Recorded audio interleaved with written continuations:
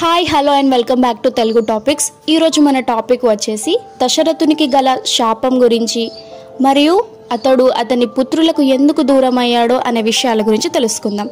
అలాగే మా ఛానల్ని మీరు మొట్టమొదటిసారిగా చూస్తున్నట్లయితే మా ఛానల్కి సబ్స్క్రైబ్ చేసుకోండి, అలాగే బెల్ ఐకాన్ ఆన్ చేయండి. దశరథ మహారాజు తన చివరి రోజులలో తన భార్యలైన కౌసల్య సుమిత్రతో ఈ విధంగా చెబుతున్నాడు. నాకు ఇప్పుడు జ్ఞాపకం వస్తుంది. మీకు ఒక విషయం చెప్తాను, వినండి. నేను యవ్వనంలో ఉన్నప్పుడు ఒకసారి వేటాడాలని అనిపించింది. అప్పుడు బాగా వర్షం పడి భూమి అంతా తడిగా ఉంది. ఇప్పుడు క్రూరమృగాలు తప్పకుండా నీళ్లు తాగడానికి బయటకు వస్తాయని ఆ రోజు రాత్రంతా ధనస్సును బాణాన్ని సంధించి కూర్చున్నాను. తెల్లవారే వరకు ఏ మృగము వచ్చినట్టు నాకు కనబడలేదు. తెల్లవారుతుండగా నాకు గుడగుడ శబ్దం అనిపించింది. కానీ అప్పటికి ఇంకా చీకటిగానే ఉంది. ఏనుగు తొండం పెట్టి నీళ్లు తాగుతుందని గ్రహించాను. నాకు శబ్దవేది విద్య తెలుసు. అందుకని శబ్దాన్ని బట్టి ఏనుగు యొక్క కుంభస్థలం మీద బాణప్రయోగం చేయాలని చీకట్లో బాణప్రయోగం చేశాను. ఏనుగు యొక్క గింకరం వినిపిస్తుందని అనుకున్నాను. కానీ నాకు ఒక మనిషి అరుపులు వినబడ్డాయి. నేను భయపడి అక్కడి నుండి వెళ్ళి చూసే వరకు నేను విడిచిపెట్టిన బాణం గుండెల్లో గుచ్చుకొని ఒక ముని కుమారుడు ఆ నది ఒడ్డున పడి తన్నుకుంటున్నాడు.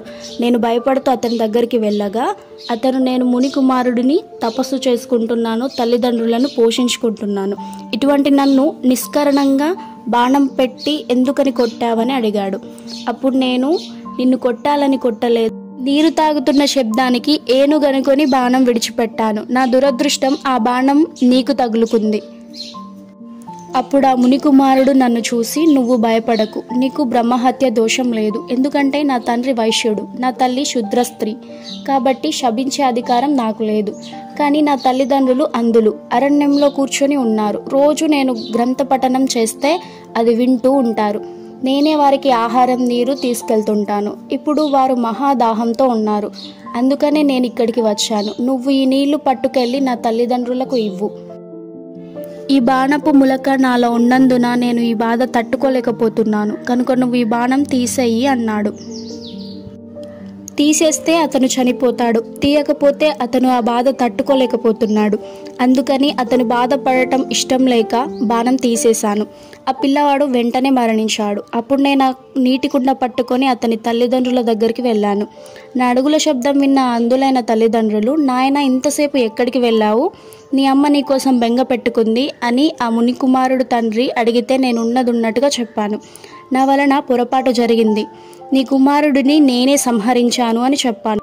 అప్పుడైనా నన్ను తన కుమారుడి కళేబరాన్ని చూపించమన్నాడు. నేను వాళ్ళని అక్కడికి తీసుకెళ్లగానే వారు తమ కుమారుడి శవం మీద పడి రోధించారు. తర్వాత ఆ తండ్రి నా వంక తిరిగి, నేను ఎలాగైతే ఇప్పుడు నా కుమారుడి మీద పడి హా కుమారా ఆ కుమారా అని పుత్రశోకంతో ప్రాణాలు విడిచిపెడుతున్నాను, నువ్వు కూడా అలాగే ఏడుస్తూ హా కుమారా అంటూ ప్రాణాలు విడిచిపెడతావు అని నన్ను శపించాడు. ఈలోగా స్వర్గలోకము నుండి ఇంద్రుడు వచ్చి, నువ్వు తల్లిదండ్రులకు చేసిన సేవకి నిన్ను స్వర్గానికి తీసుకువెళ్తానని ఆ ముని కుమారుడిని తన రథంతో తీసుకువెళ్ళాడు. ఆ పిల్లవాడిని విడిచి ఉండలేక ఆ వృద్ధ దంపతులు ఇద్దరూ ప్రాణాలు విడిచిపెట్టారు. అప్పుడు నాకు తెలియలేదు కౌసల్య హా కుమారా అంటూ మరణించడం ఎంత కష్టమో అని. నేను చేసిన పాపం నన్ను వెంటాడింది. నా చెవులు కూడా వినబడటం లేదు, నా కళ్ళు కనబడటం లేదు, నాకు జ్ఞాపక శక్తి కూడా తగ్గిపోతుంది. అంతా భ్రాంతిలాగా ఉంది. ఎవరో దూతలు వచ్చి నా ప్రాణాలను లాగేస్తున్నారు. రాముడిని చూసే అదృష్టం నాకిక లేదు.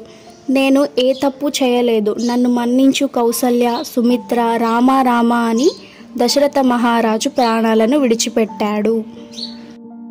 ఓకే ఫ్రెండ్స్, ఈ వీడియో నచ్చినట్లయితే లైక్ చేయండి, మీ ఫ్రెండ్స్కి షేర్ చేయండి. ఇలాంటి మరిన్ని ఇంట్రెస్టింగ్ విషయాల కోసం మా ఛానల్ని ఖచ్చితంగా సబ్స్క్రైబ్ చేసుకోండి.